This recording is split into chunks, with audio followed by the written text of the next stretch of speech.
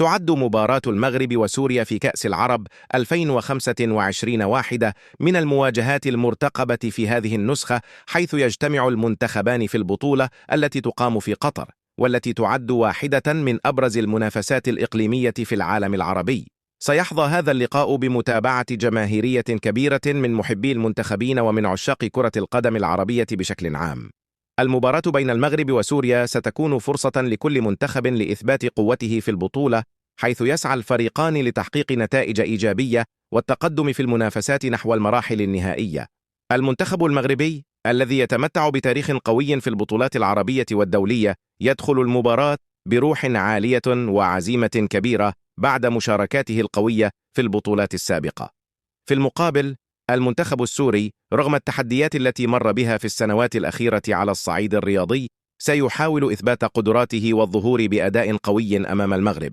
يمتلك المنتخب السوري بعض اللاعبين المميزين الذين يستطيعون تغيير مجرى المباراة، مما يجعل اللقاء مثيرا ويصعب التنبؤ بنتيجته. المغرب يتوقع أن يعتمد المنتخب المغربي على أسلوب اللعب الهجومي، خاصة في خط الهجوم الذي يضم لاعبين مثل يوسف النصيري وأشرف حكيمي اللذين يعتبران من أبرز الأسماء في الفريق. المدرب المغربي قد يركز على الضغط المبكر وتكثيف الهجمات لتسجيل أهداف مبكرة. سوريا: من المتوقع أن يتخذ المنتخب السوري تكتيكا دفاعيا أكثر صرامة مع الاعتماد على الهجمات المرتدة السريعة. المدرب السوري قد يركز على إغلاق المساحات أمام المنتخب المغربي ومحاولة استغلال الفرص القليلة التي قد تتاح له.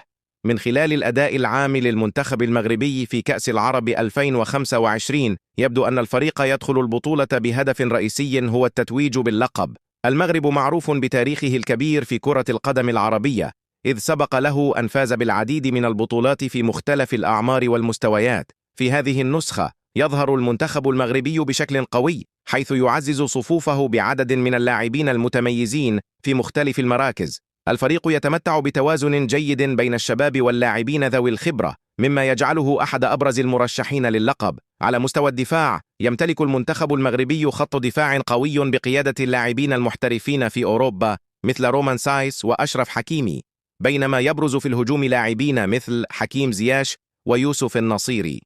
أداء المنتخب في المباريات التحضيرية وأثناء المباريات السابقة في كأس العرب يعكس استعدادا عاليا. باختصار، من المتوقع أن يكون المغرب في منافسة شديدة على اللقب، ويبدو أنه في حالة جيدة للمضي قدما في البطولة إذا استمر في تقديم الأداء الذي يعكس قوته وتاريخه الكروي في المنطقة. الفرص والأهداف في مباراة المغرب وسوريا.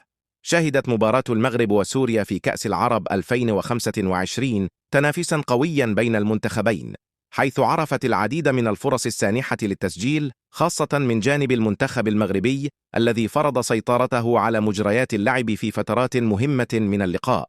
اعتمد لاعبو المغرب على التحركات السريعة والاختراق من الأجنحة، ما خلق عدة فرص حقيقية أمام مرمى المنتخب السوري.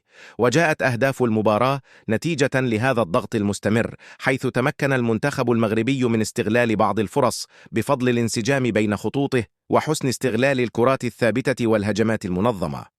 في المقابل، لم يخلو أداء المنتخب السوري من محاولات هجومية، إذ صنع بعض الفرص الخطيرة خاصة عبر الهجمات المرتدة، ونجح في تهديد المرمى المغربي في أكثر من مناسبة. الأهداف المسجلة في اللقاء عكست الفارق في الجاهزية والخبرة بين المنتخبين، حيث أظهر المنتخب المغربي فعالية أكبر أمام المرمى، بينما افتقد المنتخب السوري إلى اللمسة الأخيرة في بعض الفرص التي أتيحت له.